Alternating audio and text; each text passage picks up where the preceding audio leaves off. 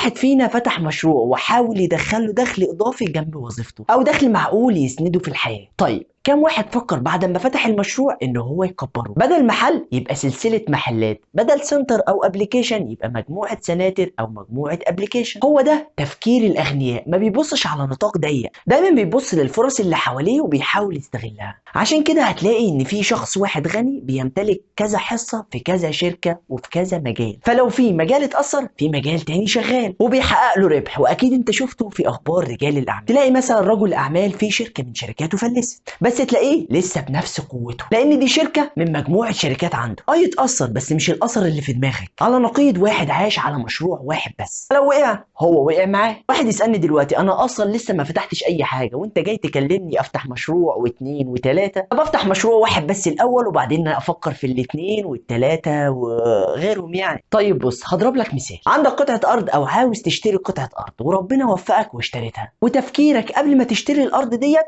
انك تبني 5 ادوار. فهوب اول ما الارض تيجي هتعمل ايه؟ هتقوم باني الدور الاول وهتنيك مركز انك تبني الدور الثاني والثالث لحد ما توصل للخامس. طب لو تفكيرك من الاول انك تبني دور واحد وتقف، خلاص هتبني وتشطب وتقعد وفي الاخر هتندم بعدين لما ما تقدرش تبني باقي الادوار. هتقول يا ريتني ده كان في فرص قدامي وانا اللي ما استغلتهاش. اهو ده اللي بكلمك فيه.